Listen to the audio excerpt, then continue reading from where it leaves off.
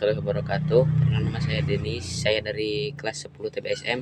Di sini saya akan mengerjakan tugas proyek PAS TDO. 1. Silinder. Silinder adalah rongga tempat proses pembakaran terjadi.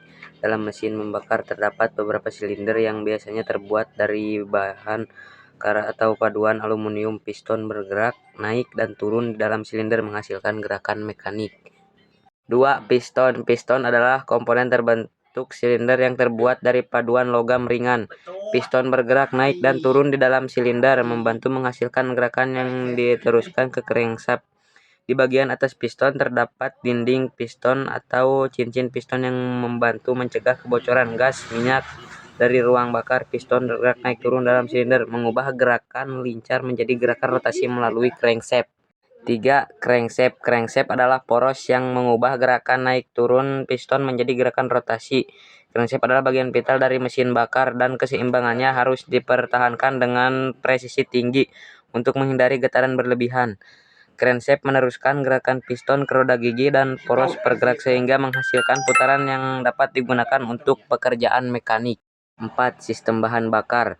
Sistem bahan bakar terdiri dari tangki bahan bakar, pompa bahan bakar, injektor atau karburator, dan saluran bahan bakar. Fungsinya adalah menyediakan bahan bakar dalam jumlah yang tepat dan proporsi dengan setara untuk pembakaran. Sistem penyalaan. Sistem penyalaan termasuk busi dan sistem pengepian. Busi melepaskan percikan listrik yang menyebabkan pembakaran campuran udara bahan bakar di dalam silinder. 6. Sistem pelumasan. Sistem pelumasan bertugas menyediakan minyak pelumas ke bagian-bagian bergerak dalam mesin untuk mengurangi gesekan dan mencegah kehausan berlebihan. 7. Sistem pendingin. Sistem pendingin menggunakan cairan pendingin, biasanya air. Radiator dan kipas adalah komponen penting dalam sistem ini. Fungsinya untuk mencegah suhu mesin meningkat melebihi ambang batas aman, menghindari overheat dan kerusakan pada komponen.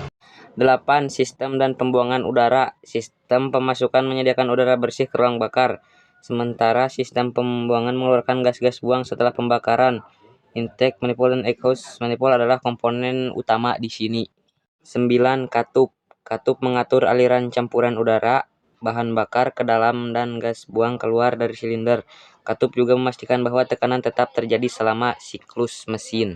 10. Ruang bakar. Ruang bakar adalah area di dalam silinder di mana pembakaran sebenarnya terjadi. Desain ruang bakar mengaruhi efisiensi dan performa mesin. Jenis komponen sasis di dalam otomotif. Kopling. Komponen kopling ini memiliki fungsi sebagai penghubung serta pemutus putaran mesin ke transmisi. Dengan demikian, proses pemindahan pada gigi akan lebih halus. Kopling terdiri dari dua logam yang berputar. Transmisi dalam berfungsi untuk kemampuan putaran pada output mesin.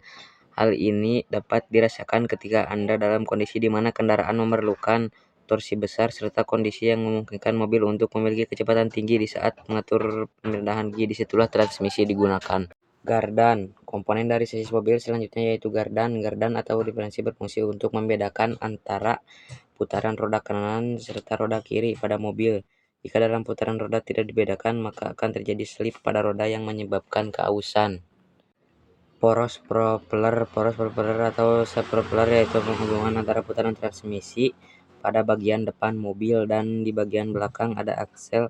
Biasanya poros propeller terjadi pada kendaraan dengan pergerak FR atau 4WD. Rel aksel yaitu poros yang membentuk batangan. Komponen ini dapat menghubungkan gardan dengan poros roda. Umumnya komponen ini terdapat dua macam, yaitu tipe rigid axle dan independent axle. Pegas. Komponen lainnya yaitu pegas. Pegas berfungsi untuk meredam getaran ketika berjalan dengan memberikan rasa enteng namun lembut ketika roda melewati sebuah lubang atau gundukan polisi tidur. Universal joint. Universal joint atau penghubung antara momen puntir dari sudut dan arah yang punya didesain secara fleksibel. Umumnya komponen ini terletak di bagian belakang transmisi dan di depan gardan. Shock absorber adalah biasanya disebut dengan shock breaker, memiliki fungsi untuk mencegah goncangan pada sistem suspensi dengan cara menahan guncangan melalui mekanisme fluida. Namun shock absorber tidak memiliki daya tahan pada tekanan. Stabilizer bar. Komponen sasis yang satu ini berfungsi untuk menahan rolling ketika roda terguncang karena melewati lubang atau gundukan polisi tidur. Hal tersebut, rolling yang awalnya terasa begitu besar dapat dapat dikurangi oleh stabilizer bar. Komponen ini terdiri dari swing bar dan link stabilizer. Sistem steering berfungsi sebagai pengendali arah roda depan serta mengurangi gaya kemudi sehingga terasa lebih ringan ketika memutar roda pada pengemudi. Biasanya komponen ini memiliki dua macam, yaitu tipe hidrolik dan tipe elektrik. Sistem pengereman. Komponen ini berfungsi untuk mengurangi kecepatan laju mobil. Umumnya terdapat dua jenis rem, yaitu rem tromol dan rem cakram. Sistem pengereman ini menggunakan gaya gesek yang dapat diubah dari energi putaran roda menjadi energi panas roda dan ban. Komponen chassis mobil yang terdiri yaitu roda. Roda berfungsi sebagai pengonversi putaran pada powertrain untuk menjalankan mobil, serta ban yang berfungsi sebagai penyerap getaran saat mobil berjalan agar tidak terjadi slip. Monocoque chassis. Chassis ini dibuat dengan bodi mobil yang berfungsi sebagai kerangka mobil untuk melindungi ruang mobil. Ketika mobil melewati jalan yang bergelombang, untukan yang dihasilkan diserap oleh bodi mobil. Aluminium space frame. Chassis mobil ada yang terbuat dari monocoque namun menggunakan bahan aluminium atau biasa disebut dengan aluminium space frame. Chassis ini memiliki beban yang lebih ringan jika dibandingkan chassis lain dengan persentase 40%. Tubular space frame. Chassis ini banyak digunakan pada mobil balap karena memiliki perlindungan kekakuan yang torsional serta ketahanan beban berat. Tubular menjadi baja diangkat membentuk kerangka mobil agar kualitas lebih baik. Biasanya chassis ini dibuat dengan material serta sambungan las yang mumpun.